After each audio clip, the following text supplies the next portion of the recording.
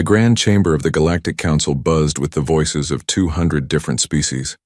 Light from 3 suns streamed through the crystal dome above. At the center of the room, a circular table stretched nearly 50 meters across.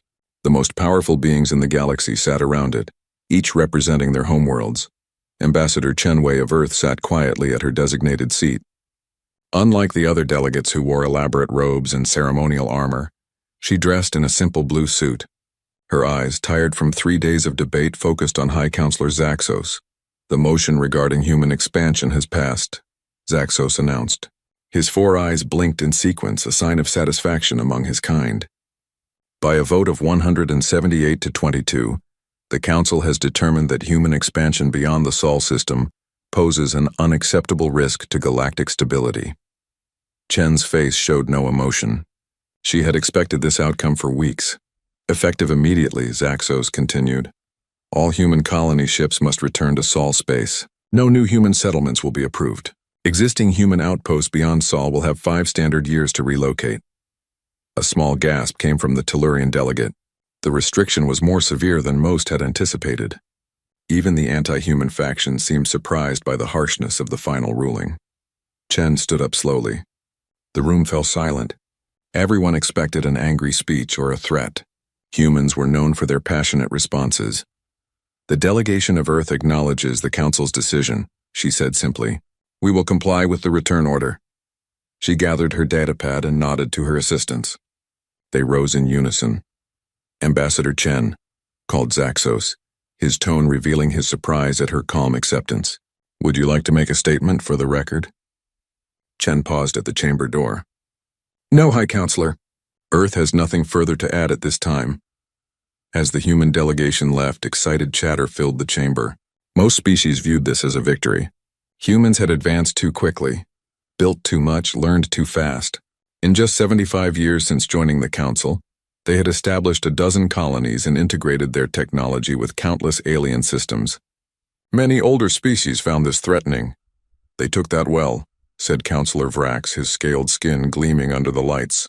I expected more resistance. Too well, muttered Nixtaran, the Tellurian delegate. A veteran diplomat who had spent 20 years on Earth, he knew humans better than most. That worries me. Why? Laughed Vrax. They're going back to their corner of space. This solves everything. Nixtaran's antennae twitched nervously. In my time studying humans, I learned they have a saying, beware the fury of a patient man. Their calm concerns me more than any anger would. Nonsense, said High Counselor Zaxos, ending the discussion. The problem is solved. Now we move to the next order of business. 3 weeks later, Ambassador Chen stood before the United Earth Government Council in New Geneva. The chamber was nothing like the Grand Galactic Council room. It was practical, with simple wooden walls and modest seating for 50 representatives. And so, Chen concluded her report. We have been effectively confined to our solar system. All colonies must be abandoned within 5 standard years. President Okafor nodded slowly. Unlike the Galactic Council's reaction, no one in the Earth Chamber seemed surprised or outraged. Thank you, Ambassador, Okafor said. General Williams, your assessment? A tall woman in a military uniform stood up. The withdrawal is already 15% complete. Colony ships are returning on schedule. We estimate full compliance within 3 standard years, well ahead of the deadline. And Operation Silent Running? Asked Okafor. Proceeding according to plan, Williams replied. Phase 1 is complete. Phase 2 begins next month. Okafor turned to a thin man with silver hair. Dr. Kaminsky, status of the Omega projects? Dr. Kaminsky adjusted his glasses. All 17 Omega projects have been moved to secure facilities within Sol. Teams report we can actually work more efficiently without having to hide advancements from Council observers. And the quantum shield? Okafor pressed. 93% operational, Kaminsky answered. Full coverage of Earth and Mars within 2 months. The entire Sol system within 6. Okafor nodded and turned to face the entire assembly. For 75 years, we played by their rules. We limited our growth. We shared some technologies while hiding others. We fought their wars. We healed their sick. We fed their hungry. And in return, they grew more fearful of us with each passing year. The room remained silent as she continued. Today, We enact the Solitude Protocol. We will withdraw, not just physically, but completely. Every human business, every human doctor, every human ship will return home. We will leave them to their precious stability. What of our allies? Asked a counselor from Africa Union. Not all species supported this ban. They had their chance to stand with us, Okafor replied. Those who did will receive private channels of communication. The rest will learn what our absence truly means. On the desert world of Praximius IV, Dr. Lena Patel packed her medical supplies. Around her, alien patients watched with growing concern. You cannot leave, begged Krex, a local elder whose life she had saved twice. The nearest qualified xenobiologist is 3 systems away. Council orders, Patel said simply. All humans must return to Sol. But your hospital treats 2,000 patients daily. Patel sealed the last crate. I've trained your assistants as best I could. The council has 5 years to find replacements. We voted against the ban, Krex said. Our representative argued for humans. Patel's expression softened. I know. That's why I'm leaving you 3 years' worth of medications. Other worlds won't be so fortunate. In the Galactic Council's Central Archives, Chief Librarian Zoltek found Nixitaran studying a historical display. Still worried about the humans? Zoltek asked. Nixitaran pointed to the display showing the humans' first contact with the Council. Did you know that before joining us they fought 3 global wars among themselves? In the last one, they nearly destroyed their civilization. All the more reason to contain them, Zoltek said. You misunderstand, Nixitaran replied. After that war, they rebuilt their entire world in just 50 years. They went from primitive fission weapons to faster-than-light travel in less than a century. No other species has ever advanced so quickly. What's your point? My point is that humans are defined by how they respond to challenges. We haven't contained them. We've unified them. And history shows that a unified humanity is... He trailed off, his antennae drooping. Is what? Pressed Zoltek. Unstoppable, Nixitaran whispered. 1 month after the decree, the first reports came in. A farming colony in the Centauri sector reported crop failures. The specialized wheat strain developed by human agronomists had needed regular genetic adjustments to remain viable in alien soil. 2 months after, 3 major shipping companies declared bankruptcy. Their navigation systems, maintained by human technicians, had begun failing without regular updates. 3 months after, the first hospital closed on Rigel Prime. Without human doctors and their specialized treatments, certain complex surgeries became impossible to perform. In a small chamber off the main council hall, Zaxos met privately with 5 senior counselors. The situations are concerning, he admitted, but temporary. We will adapt. Adapt? Sputtered Vrax. Do you know how many systems relied on human maintenance? How many of our ships used human-designed components? We managed before they joined us, Zaxos countered. And we grew dependent on them after, said another counselor. The humans were careful. They made themselves essential without making it obvious. Nixitaran, who had been invited due to his expertise on humans, spoke softly. They're not just leaving. They're leaving us to see what breaks. What do you mean? Asked Zaxos. In human history, Nixitaran explained, when they felt unappreciated, workers would sometimes perform what they called a slowdown or work to rule. Not a rebellion, just doing exactly what was required and nothing more. Soon their value became clear. You think this is some kind of demonstration? Zaxos looked troubled. I think, said Nixitaran, we are about to discover exactly how much we relied on a species we just expelled. Outside the window, they watched as yet another human ship quietly lifted off, heading toward the distant Sol system, taking with it resources, knowledge, and skills the Council was only beginning to realize it couldn't afford to lose. 6 months had passed since the Council's decree. What began as isolated incidents had grown into a galaxy-wide problem. In the bustling trade hub of Nexus Station, Portmaster Greltalk stared at the status board with growing anxiety. Nearly 40% of scheduled shipments were delayed or canceled. Supply chains that had functioned smoothly for centuries were now breaking down. Another human transport company has ceased operations, reported his assistant. Galaxy Express Shipping. They serviced over 300 worlds. Greltalk's tentacles twisted in frustration. What about their ships? Their routes? Can't someone else take over? Their ships returned to Sol, the assistant explained. and their navigation data was proprietary.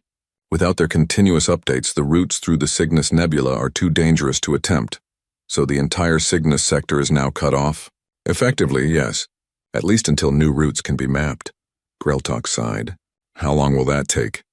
The Cartographers Guild estimates 3 years. On Hestelix Prime, known for its vast agricultural complexes that fed dozens of worlds, Governor Zis called an emergency meeting. The situation is worse than we feared, she told the assembled officials. 70% of our primary food crops are failing. Without the enzyme treatments developed by human biochemists, the soil is rapidly losing fertility. Can't we reproduce their treatments? Asked a local scientist. We've tried, Zis replied. The formulas they provided were simplified versions. The humans kept certain key components secret, claiming patent protection under council law. How convenient, muttered an official. It was entirely legal, Zis said sharply. We accepted their terms because their products worked better than anything else available. Now we're paying the price for that dependence. What about food reserves? Someone asked. Enough for 8 months, Zis answered. After that, we'll need emergency shipments from other agricultural worlds, most of whom are facing similar problems, added another voice. The room fell silent as the implications sank in. In the Council Medical Center on Rigel Prime, Chief Physician Noor stood before rows of suspended animation pods. Each contained a patient with conditions too complex for current treatment. 643 patients, she told the visiting council representative, all requiring procedures only human doctors could perform. Surely that's an exaggeration, the representative said. Humans haven't been the only doctors in the galaxy. No, but they were the best at certain specialties, Noor explained, particularly neural reconstruction and genetic repair. Their unusual biology gave them insights other species lacked. And these patients? In stasis until we either develop alternative treatments or… Noor left the sentence unfinished. The representative looked uncomfortable. The council is working to address these healthcare gaps. Good, Noor said coldly. Perhaps start with explaining to these families why their loved ones must wait, because we sent away the only doctors who could help them. On the Galactic Council's central world, Harmonious Unity, High Counselor Zaxos reviewed the growing list of crises. Each day brought new reports of systems failing, supplies dwindling, or technologies malfunctioning without human maintenance. How did we not see this coming? He asked Nixitaran, who had become his unofficial advisor on human matters. We saw only what threatened us, Nixitaran replied. Their military capabilities, their rapid expansion, their unconventional thinking. We didn't see how deeply they had integrated into our society. Was it deliberate? A plan to make us dependent on them? Nixitaran's antennae swayed thoughtfully. Not exactly. Humans naturally solve problems. They see inefficiency and fix it. They encounter obstacles and overcome them. Over 75 years, they simply did what comes naturally to them. They improved things. And now? Now we learn which of those improvements were essential. Their conversation was interrupted by a junior counselor rushing into the chamber. High Counselor, urgent news from the Proxima monitoring station, the aide said breathlessly. They've detected massive energy signatures from Sol system, more powerful than anything we've recorded before. Zaxos frowned. Military preparations? Unknown. The readings don't match any weapon signatures in our database. Send a probe, Zaxos ordered. We need to know what they're building. Deep within Earth's Marianas Trench, Engineer Commander Sofia Alvarez supervised final adjustments to the quantum shield generator. Similar installations dotted Earth's oceans and were positioned throughout the solar system. Power flow stable at 87%, reported a technician. Harmonic resonance within acceptable parameters. Good, Alvarez said. Synchronize with the lunar array and begin Phase 3 testing. On her monitor, a simulation showed a web of energy gradually enveloping Earth, then extending outward toward the orbit of Mars. President Okafor's voice came through her communicator. Progress report, Commander? On schedule, Madam President. The shield network will be fully operational within 2 weeks. Excellent. And the space-time distortion effect? Working perfectly, Alvarez confirmed.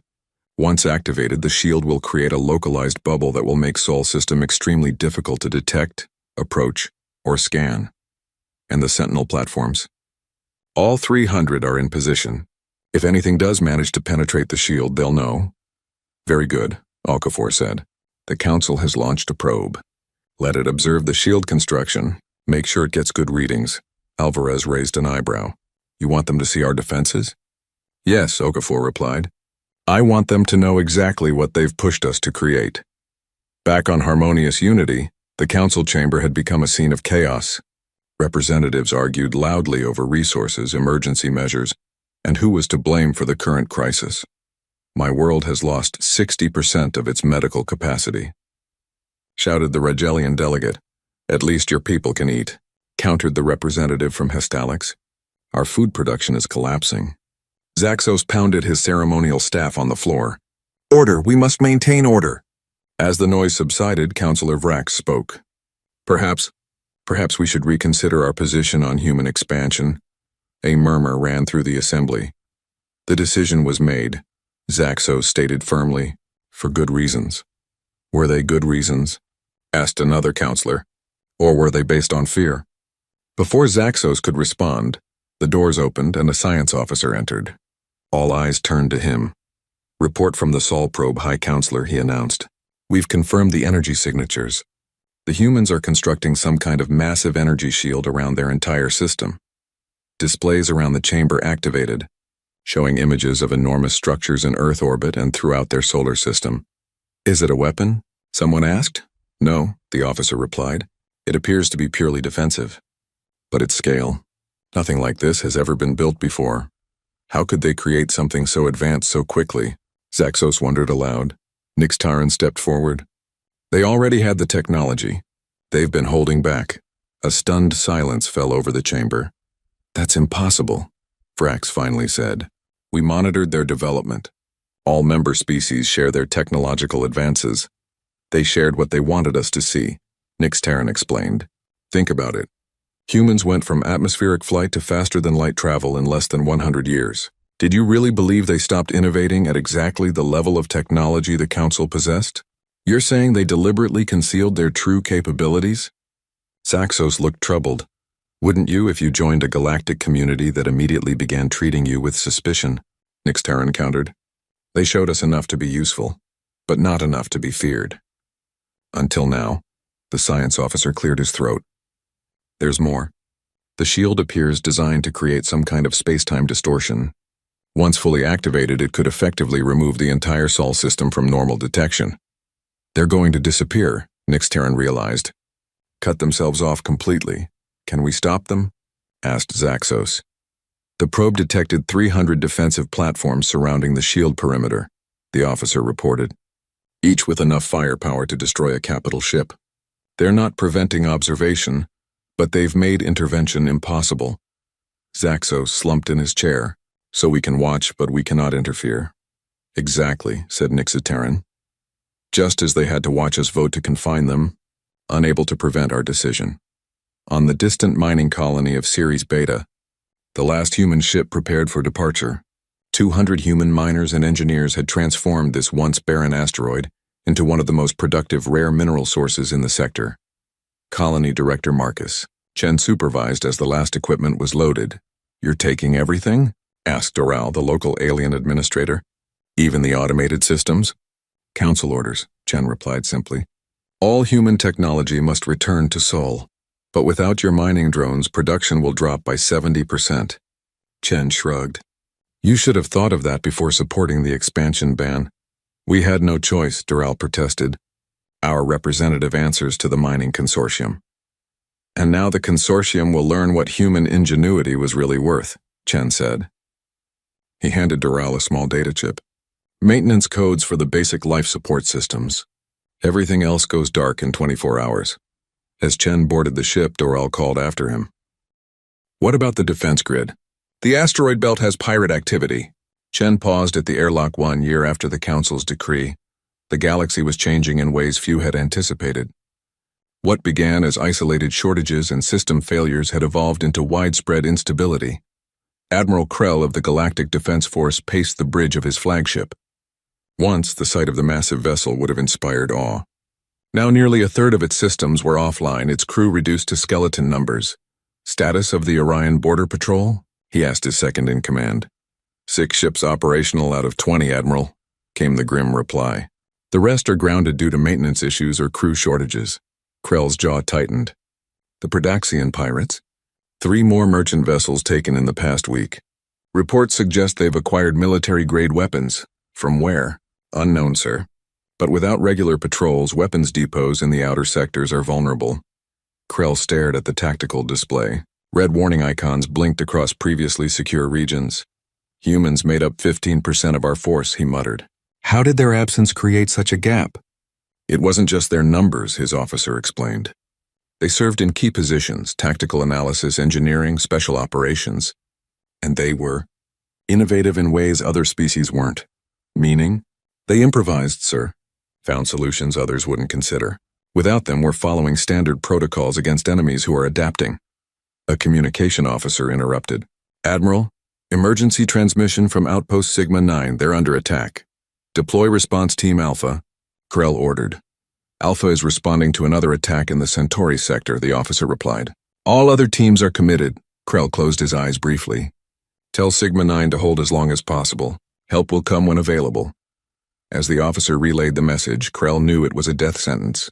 A year ago, such an attack would have been unthinkable. Now it was becoming routine. On the commerce world of New Proxima, once the galaxy's largest trading hub, Finance Minister Lorix reviewed the latest economic projections with growing alarm. Trade volume down 62%, she told the Emergency Council. Currency values fluctuating wildly across 17 major systems. The galactic credit has lost 40% of its value in 6 months. How is this possible? Asked a council member. Humans were just one species among hundreds. A species that facilitated trade across incompatible economies, Lorix explained. Their banking networks bridged different value systems. Their insurance companies underwrote risky but essential ventures. Their merchants found markets no one else could access. Surely we can replace these functions, another counselor suggested. Eventually, yes. But their systems were integrated in ways we're still discovering. They built redundancies and fail-safes into everything. As each one fails, we find 3 more dependencies we didn't know existed. The chamber fell silent as screens displayed collapsing market values and failing businesses. There's something else, Lorix added quietly. Many of the technologies we thought were developed by various council species were actually human innovations, licensed through shell companies. What? That's illegal, protested a counselor. Not technically, Lorix explained. Council law limits how much technology a single species can control. Humans found a loophole. They licensed their innovations through companies registered to other species. Legal but hidden. How widespread is this? Lorix's expression was grim. We've identified over 3,000 alien technologies that were actually human in origin, including nearly 70% of our medical advances in the past 50 years. The implications settled over the room like a dark cloud. Deep in council archives, Nix Terran and Chief Librarian Zoltek worked through ancient records. There, Nix Terran pointed to a historical file. The last time the council faced a multi-sector crisis of this magnitude. The Halvarian conflict, Zoltek read. Nearly 600 years ago. It took decades to resolve, and caused the collapse of the previous council structure, Nix Terran added. History repeats itself. This is different, Zoltek argued. The Halvarians were aggressive expansionists. Humans simply as left. Yet the effect is the same. The council is fracturing along old fault lines. As if to emphasize his point, their screens flashed with breaking news. 2 previously allied species had broken diplomatic relations over resource disputes. It was the 4th such break in a month. Without humans mediating, old rivalries are resurfacing, Nix Terran observed. Species that hated each other for millennia didn't suddenly become friends when they joined the council. Humans were neutral parties without ancient grudges. They could talk to everyone. You sound as if you admire them, Zoltek noted. I studied them for 20 years, Nix Terran replied. Their history is a cycle of self-destruction and rebirth. They nearly wiped themselves out 6 times, yet each time they emerged stronger, more unified. No other species has tested itself so thoroughly. Their research was interrupted by a priority alert. The Galactic Council was calling an emergency session. In orbit above Earth, General Williams walked through the newly completed Sentinel station. Through the viewport, she could see dozens of massive shield generators creating a faint blue web around the planet. Similar networks surrounded Mars, Venus, and the major moons and asteroid settlements. Shield network at 100%, reported her aide. Sol system is now fully protected and fully isolated, Williams added. Has there been any response to our warning buoys? 3 council ships approached. They read the messages and withdrew. Williams nodded. The buoys were simple. Sol system closed by council decree. Human technology active. Approach at your own risk. And the observation posts? Fully operational. We can see everything happening in council space without being detected. Williams turned as President Okafor entered the command center. Everyone stood at attention. At ease, Okafor said. Status report? Operation Silent Running is complete, Williams reported. Sol system is secured and self-sufficient. The quantum shield is functioning perfectly. And beyond our borders? Chaos, Madam President. Pirates attacking shipping lanes. Trade networks collapsing. Several border conflicts have erupted into open warfare. Okafor studied the tactical displays, exactly as predicted. And the Zeraxian situation? Williams brought up a new display showing a distant sector. Activity increasing. Long-range scans detect movement consistent with large-scale fleet operations. If they're awakening as our models suggested, the Council is in no position to respond. Okafor finished. She was silent for a moment. Have all our people returned home? The last transport arrived yesterday.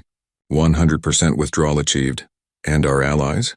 The 17 species that oppose the ban have received our secure communication channels. The Tellurians in particular have been valuable information sources. Okafor nodded. They were always the most insightful about human nature.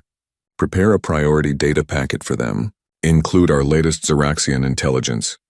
You think the Council will listen to warnings from the Tellurians when they ignored ours? No, Okafor said grimly. But when the crisis comes, I want the record to show they were warned. Twice. The emergency council session had been underway for 6 hours. What began as a structured meeting had devolved into open hostility between factions. My people are starving, shouted the representative from Hestelix Prime. We need emergency food shipments. With what ships?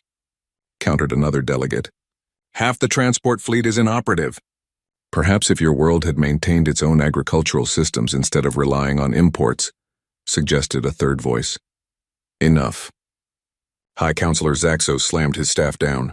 This bickering solves nothing. We need solutions, Counselor Vrax stood. The solution is obvious. We must approach the humans and request their return. A mixture of agreement and outrage filled the chamber. Return? After we expelled them? Someone called out. They didn't wait to be expelled. Another argued. They abandoned us. Zaxos raised his hands for quiet. Counselor Vrax, are you formally proposing we rescind the expansion ban? I am, Vrax replied. Our fear of human potential led us to a disastrous decision. We must correct it, and if they refuse, their system is now surrounded by defenses we cannot penetrate. We must try, Vrax insisted, before things get worse. Before Zaxos could respond, the chamber doors burst open. A military officer rushed in. High Counselor, urgent news from the Outer Rim, he announced. The Zeraxian hive. They're on the move. A shocked silence fell over the room. Impossible, Zaxos finally said. The Zeraxians have been dormant for 3,000 years. Nevertheless, multiple monitoring stations confirm it, the officer reported. Massive energy signatures, thousands of ships emerging from their hibernation world. Nixtaran stepped forward. The humans warned us about this. 2 years ago, their deep space monitoring detected unusual activity in the Zeraxian system. They proposed a joint mission to investigate. A mission we rejected as unnecessary, Zaxos remembered. We believed their data was flawed, or fabricated to justify military expansion, added another counselor. Nyx Terran's antennae quivered with suppressed emotion. They weren't trying to expand. They were trying to protect us, as they had been doing since they joined the council. The tactical officer cleared his throat. There's more. Boss. The diplomatic vessel Harmonious Accord approached the edge of Sol system with caution. Through the viewports, the crew could see the warning buoys floating in space, their messages clear and direct. Sol system closed by council decree. Human technology active. Approach at your own risk. High Counselor Zaxos stood on the bridge with Nix's Taran and a small delegation of council representatives. "No response to our communications," reported the ship's captain. "We've been broadcasting for 3 days. They're listening," Nix's Taran assured them. "They're just deciding if they want to answer." "The Zeraxian fleet has already destroyed 2 outposts," Zaxos said grimly. "We don't have time for games." "This isn't a game to them," Nix's Taran replied. "We're asking them to save people who rejected them." A sudden alert sounded. On the main screen, a small craft appeared, approaching from the direction of Mars. "Human vessel," the captain confirmed. "Single occupant." "Open a channel," Zaxos ordered. The screen flickered, revealing a human woman in a simple gray uniform. "This is Commander Sarah Chen of Earth Defense Forces," she said calmly. "Your vessel has entered restricted space. State your purpose." Zaxos stepped forward. "Commander Chen, I am High Counselor Zaxos of the Galactic Council. We come seeking urgent audience with your government regarding a matter that threatens all life in the galaxy." Chen's expression remained neutral. "Transmit details of this threat.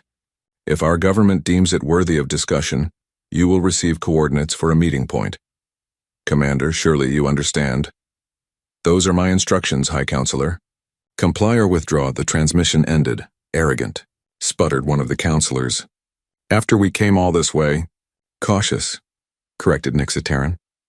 "Remember, the last official communication they received from us was an order confining them to this system." Zaxos nodded. "Send the Zeraxian data. All of it." 3 tense hours passed before Chen's ship reappeared. This time her message was brief. "Follow my vessel. Maintain your current speed and heading. Any deviation will be considered hostile." As they approached Earth, the council delegation gasped at what they saw. The planet was surrounded by a faintly shimmering energy field. Beyond it, massive orbital platforms hung in space, far larger and more advanced than anything the council possessed. "Those weren't there a year ago," whispered a counselor. "Yes, they were," Nixtaran said, "just not where we could see them." Their ship passed through the energy field, which rippled like water around them. Chen's vessel led them to a massive space station in high Earth orbit. "Unity Station," she informed them as they docked. "Our government will meet you here." President Okafor sat at the head of the conference room table, flanked by military and scientific advisors. The council delegation sat opposite, clearly uncomfortable. "High Counselor," Okafor greeted Zaxos coolly. "This is an unexpected visit." "Madam President, thank you for receiving us," Zaxos began. "We come seeking human assistance against a threat to all sentient life, the awakening of the Zeraxian hive." "Yes, we're aware of the Zeraxian emergence," Okafor replied. "Our deep space monitoring has tracked them for nearly 3 years now." 3 years? Zaxos looked startled. "Your initial report to the council was just 2 years ago. We spent a year gathering conclusive evidence before bringing it to you," General Williams explained from beside Okafor. "Evidence you dismissed. A mistake we deeply regret," Zaxos admitted. "One of many, it seems." Okafor's expression remained neutral. "What exactly are you requesting, High Counselor?" "Military aid," Zaxos said simply. "The Zeraxians have already destroyed 2 outposts. Their main fleet will reach heavily populated systems within 60 days. The Defense Force is unprepared." "Unprepared," echoed Okafor. An interesting choice of words. Perhaps crippled by our absence would be more accurate. Zaxos flinched but nodded. "Yes, without human ships, crews, and technological support, our defenses are inadequate." "You confined us to this system," Williams reminded him. "Ordered our colonies abandoned. And now you want us to leave Sol to fight your war." "Not our war," Nixtaran interjected. "Everyone's war. The Zeraxians don't distinguish between council species and humans. They see all intelligent life as either threat or food." A silence fell over the room. Finally, Okafor spoke. "We need to consult with our full government. You will have quarters here on Unity Station. We'll reconvene tomorrow." As the council delegation was escorted out, General Williams turned to Okafor. "We're not actually considering this, are we?" "Of course we are," Okafor replied. "We've been preparing for the Zeraxian emergence since we first detected it. The only question is what conditions we set for our help." In his temporary quarters, Zaxos stared out at Earth below. After a lifetime in space habitats and artificial environments, the sight of a thriving natural world was both alien and compelling. A chime announced a visitor. Nixitaran. They've been busy, Nixitaran observed, gesturing at the massive orbital structures visible through the viewport. All this in just 1 year, Zaxos marveled. Their industrial capacity is frightening. It's not just 1 year's work, Nixitaran corrected him. These are the Omega projects, classified human developments they've been quietly advancing for decades. How do you know this? President Okafor granted me access to certain historical files. The humans began developing independent defense capabilities almost immediately after joining the Council. They recognized the pattern of how we treated new species. What pattern? Zaxos asked sharply. Integration, dependency, control, Nixitaran explained. Most species join the Council from a position of weakness. Humans joined as equals and were expected to become dependent. They played along while building all this in secret. Zaxos absorbed this information slowly. Were we wrong about them, Nixitaran? Not just politically, but fundamentally. I believe so. We saw their potential for violence and missed their capacity for protection. They weren't building weapons to threaten us. They were building shields to defend everyone. The next morning, the Council delegation entered a much larger chamber. President Okafor sat with her full cabinet and representatives from various human nations. High Counselor, Okafor began, we have reached a decision. Earth will assist against the Zeraxian threat. Visible relief spread through the Council delegation. However, Okafor continued, we have conditions. Of course, Zaxos said quickly, name them. First, the expansion ban is permanently revoked. Human colonies will be re-established with Council support. Zaxos nodded. Agreed. Second, humans will receive 5 permanent seats on the Council, with veto power over military matters. This caused murmurs among the delegation, but Zaxos nodded again. Acceptable. Third, Okafor continued, a joint scientific and defense initiative will be established, with equal human and Council leadership. No more hiding research or dismissing warnings. These terms are generous, Zaxos acknowledged. More than fair given our error in judgment. There is one more condition, Okafor said, her tone hardening slightly. The Council will publicly acknowledge that its treatment of humanity was based on unfounded fear rather than evidence, and that this prejudice endangered the entire galaxy. Zaxos hesitated. Such an admission would be unprecedented. Nixitaran leaned forward. High Counselor, if I may, this isn't just about human pride. It's about establishing a new foundation of honesty. If we cannot admit our mistakes, how can we prevent repeating them? After a moment, Zaxos nodded. Very well. We will make this acknowledgement. Then we have an agreement, Okafor said. General Williams will coordinate with your defense force immediately. 3 days later, aboard the massive human carrier Defiance, Admiral Krell watched in awe as human crews prepared for battle. The ship was 3 times the size of his largest vessel, with technology far beyond Council standards. We've identified the Zeraxian command structure, General Williams explained, pointing to tactical displays. They operate as a hive with distributed control nodes. Take out enough nodes, and the swarm becomes disorganized. Our previous encounters with them suggested no such vulnerability, Krell noted. That's because you attacked their worker drones, Williams replied. We've been studying them since we first detected activity. Our quantum sensors can distinguish between drone ships and control nodes. And these weapons? Krell gestured to strange devices being loaded onto smaller craft. Quantum disruption bombs, Williams explained. They target the unique frequency of the Zeraxian hive mind. Developed specifically for this threat, you created weapons designed to fight an enemy we told you didn't exist. Williams smiled thinly. We like to be prepared. The defense of humanity doesn't depend on whether the Council believes in a threat. Across the hangar, human crews worked alongside the few Council species with compatible training. The atmosphere was professional but tense. Your people don't seem pleased to be helping us, Krell observed. They're soldiers, Williams replied. They'll do their duty regardless of personal feelings. But yes, being ordered to abandon homes and friends across the galaxy left some bitterness. I can imagine, Krell said quietly. For what it's worth, many of us opposed the ban. We were overruled. History is full of good people who stood by while bad decisions were made, Williams noted. Let's hope we all learned something. At the edge of the Procyon system, the first major confrontation with the Zeraxian fleet was underway. Dozens of human warships, alongside the remnants of the Council Defense Force, engaged the 3 months into the Zeraxian War. The tide had turned. What began as a desperate defense had become a coordinated offensive. Human-led forces had pushed the invaders back to the borders of their home territory.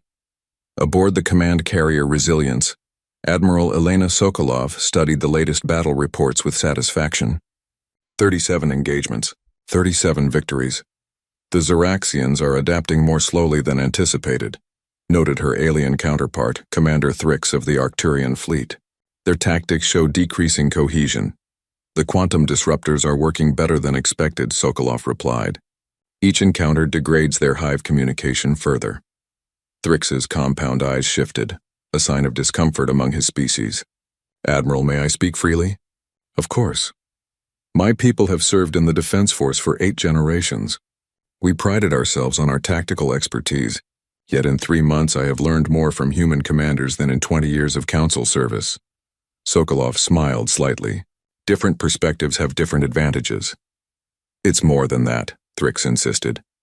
The council military operated on tradition and hierarchy. Humans operate on, I don't know the right word, pragmatism, Sokolov suggested. We use what works, discard what doesn't, and aren't afraid to try new approaches. Our history forced us to adapt quickly or die.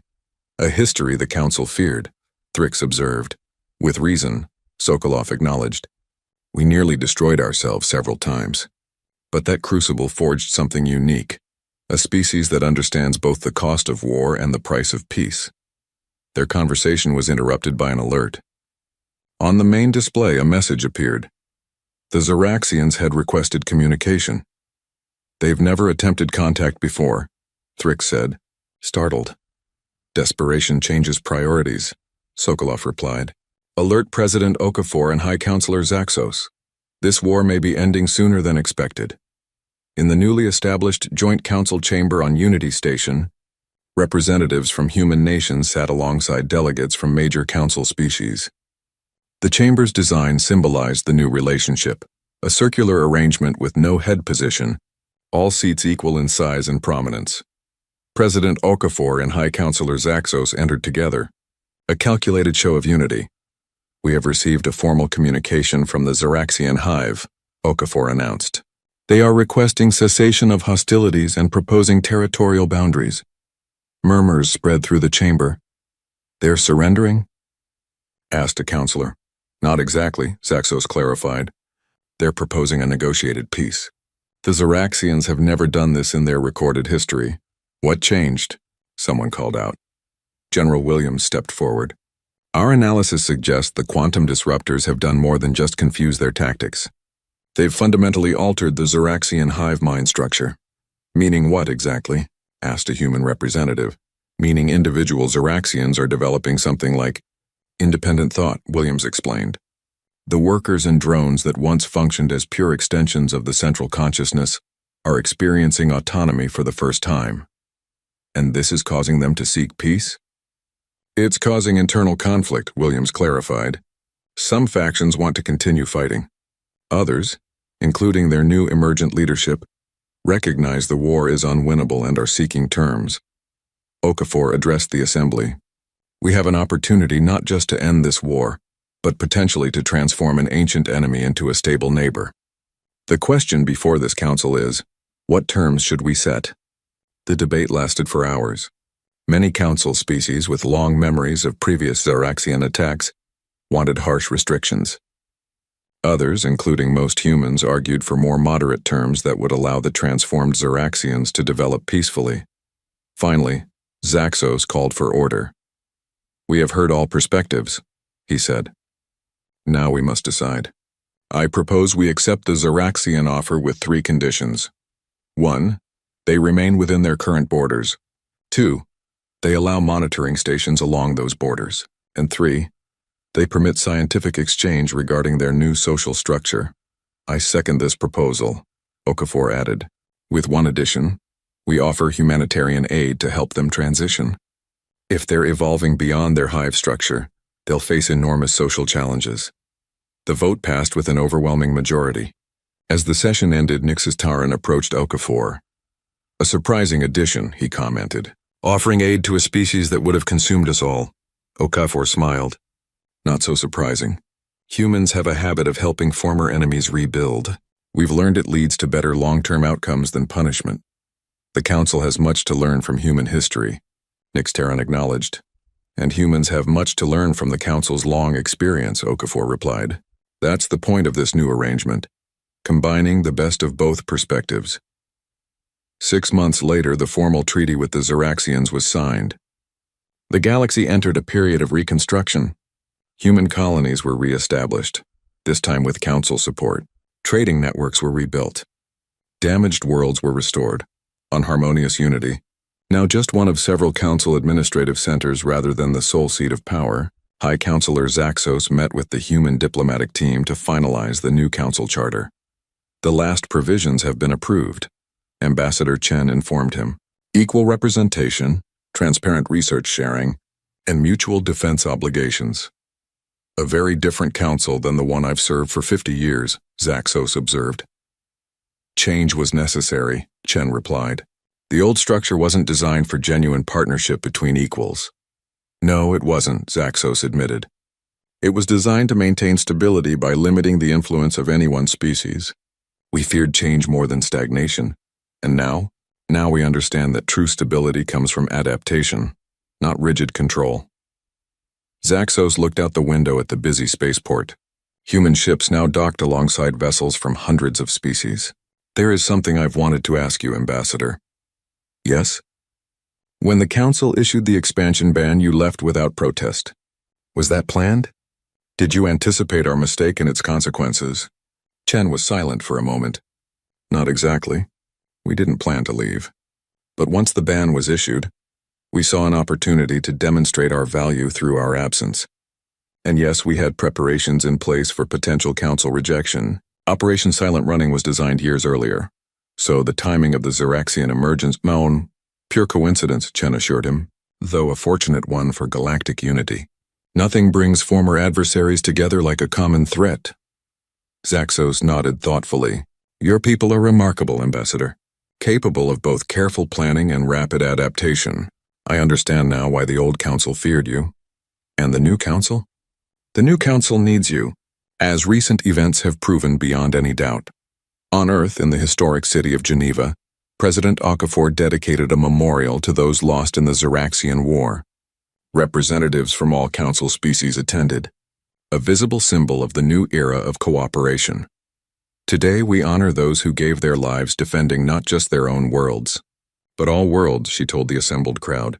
Human and non-human alike, they fought together against extinction. Their sacrifice reminds us that despite our differences, we share a common desire to live, to grow, and to build a better future for those who come after us.